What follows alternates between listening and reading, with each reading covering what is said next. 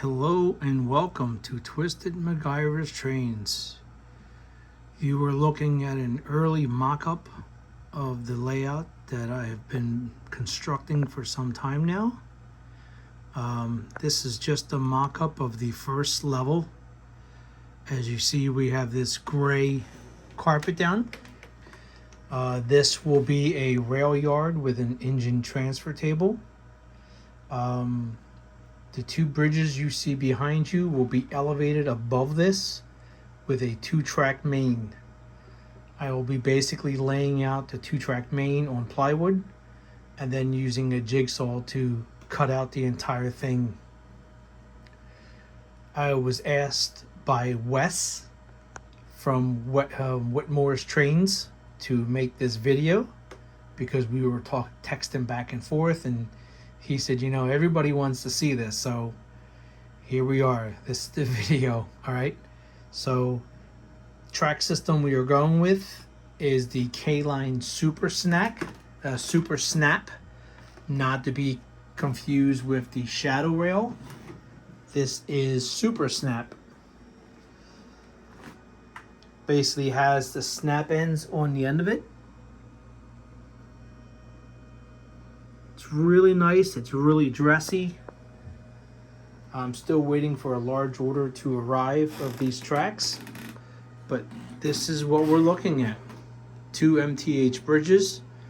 One is going to be fully rust, while the other one's going to be silver. So track 1 elevated will be all silver.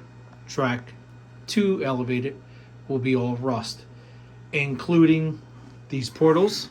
So as you see, I took the door off of the closet so I can access my shelving.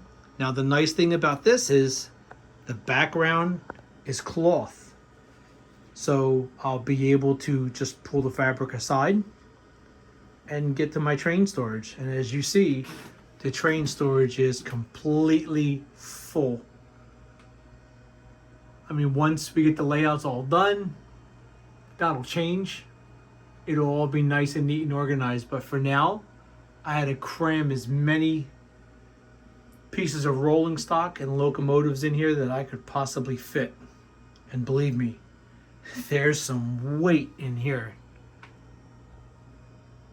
All right, I still have my train shelves on the wall.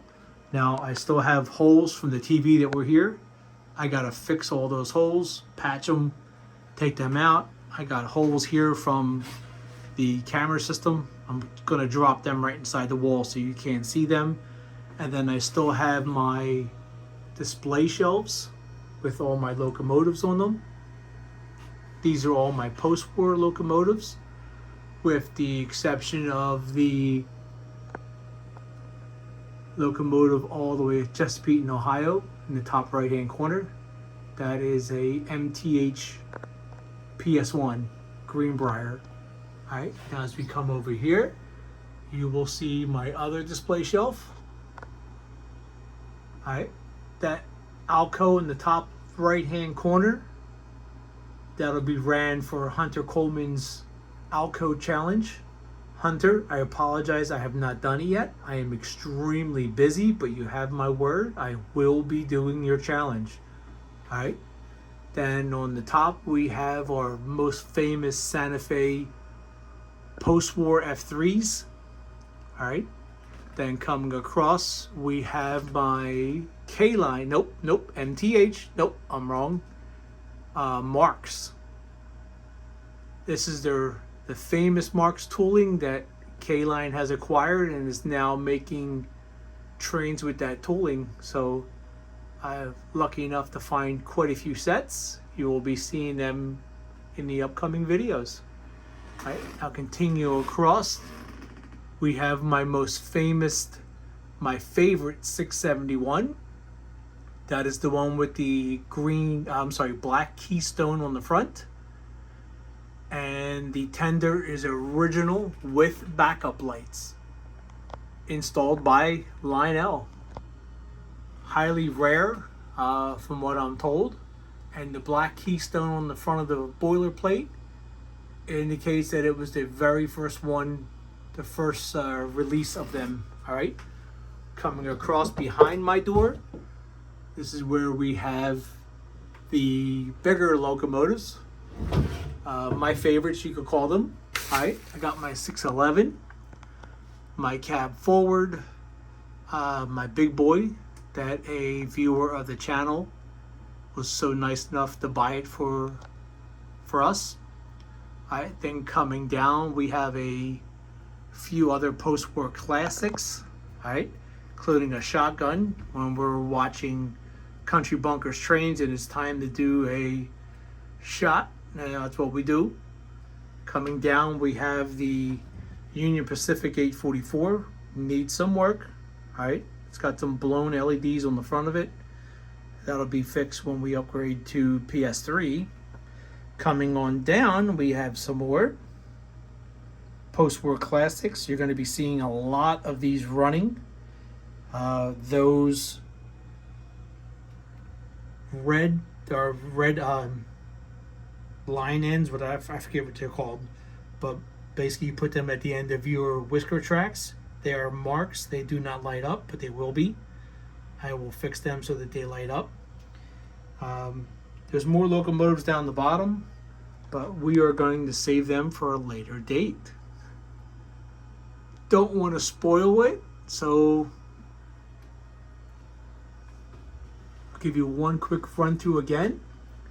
This is one of my verandas. I have 3 of them now. Love the veranda because it's the MTH PS1, which means 4 motors. Yes, I said 4 motors. Each one of those set of trucks have a motor, giving you 4 motors. That veranda could pull a house down right off its foundation. Alright, now this guy right here, that is a very special locomotive to me. That was my father's, not the exact one of course, but not the actual locomotive, but this is one that I found brand new. This is the locomotive that got me in the trains when I was a little boy. Every year he'd put up the Christmas platform and that was the locomotive. I have the entire set now in the original box, which you guys will see in an upcoming video. And then these DT&Is, the story behind them. It's going to be a trivia question for a giveaway possibly in the future. Alright, the DT&I orange locomotives was the locomotives that my grandparents had on their layout at their house. And I have photos that I will share with you guys of me laying on the floor and watching this layout where these trains run underneath the Christmas tree. They always put their Christmas tree, their platform, on the floor with the Christmas tree on top of it, and that's the train set that used to go around. And I used to sit there, you know, with my elbows and hands under my chin and just watching that train run for hours and hours. I was glued to it. So of course those 2 locomotives right there, the DT&I, of course I double head them, and the 8319, which is MPC. They're both MPC, but they are very sentimental to me, and you will see them running with the whole video explaining the background and whatnot. All right, as you come back across, you're going to see my most favorite locomotives, and that's why I own so many of them, and that is the turbine. As you see, there's turbines everywhere, and I have many more that are downstairs that I can't display, and that's what this wall is going to come in for. This wall is going to have a large display shelf just like these guys. All right, it's going to be 4 feet tall, and it's going to span the entire length of this wall. So it's going to be 10 feet 5 inches, something like that, and it's going to hold all the sets, engines.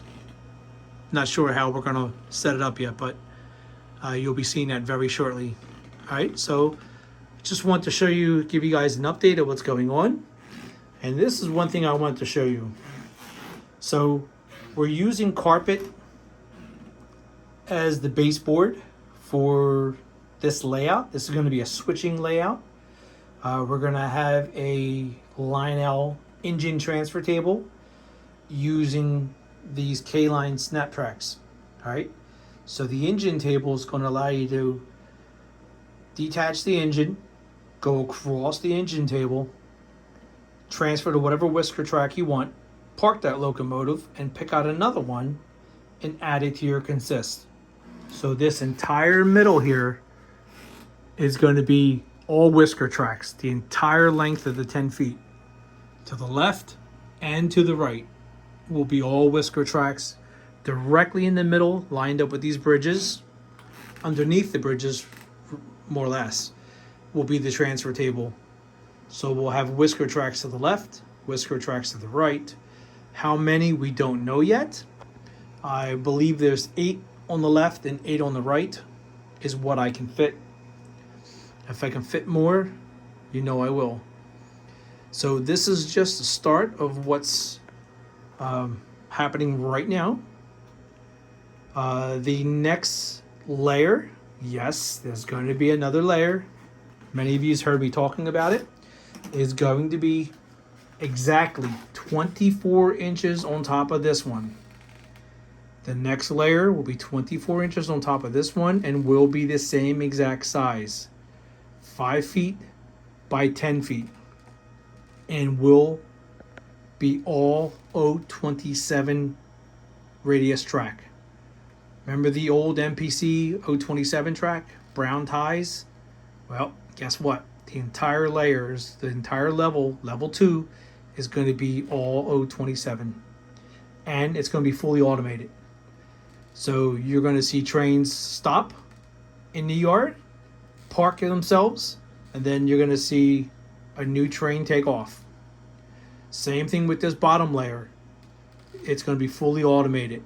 Now, granted, we're not going to be able to switch out locomotives automatically, but you will see that whatever trains are out running will be automated. They'll be running on their own. You'll see them stop. You'll see them park. You'll see another train set come out. We have to figure out all the back end stuff for it. The relays are already ordered. They've been ordered through Amazon. Special thank you going out to Wes from Whitmore's Trains one more time.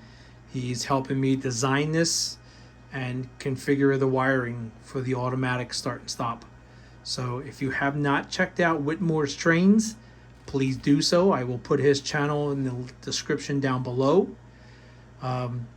Everybody should know who Wes is. He has that incredible fully automated layout where he can run 8, I don't know if it's 8 or 9, but he can run a whole slew of trains by themselves. They're fully automated. They pull into the siding, stop, and the next train takes off. And that's basically the same concept that he's going to help me with over here. And that's what you're going to see on the second level. There could be a third level. We don't know yet. We're going to see, because obviously you can't go up until the first level's done. And the first level is going to have an elevated line, which you're seeing these two bridges right here. So we can't go up with the next level, level 2, until this section is completely done. Has to be fully wired, tested, done, and then we're going to start the second level. Obviously, we need to know where to put the legs, how to support the second level, and so on. Derailments, you have to be able to get in here. So the front here, I don't know how we're going to do this yet. We're going to figure that out as we go. I don't want to show off the front until I put the fascia on there. But this should be really exciting times coming up, guys. If you could do me a favor, hit that like button. Leave me a comment what you think. How's it looking so far? Anything I should add? Give me your recommendations. If you like what you see and you want to share it on your channel, go right ahead and do so. All right. I appreciate you guys. Appreciate all of you's following. I want to welcome all the new subscribers. Stay tuned. Good times are coming. All right. Until I see you again, By the way, please excuse the intro. I know it's not professional. It doesn't have my intro. It doesn't have my music. This is just behind the scenes showing you what's going on. All right. Thank you for watching, guys. Bye bye now.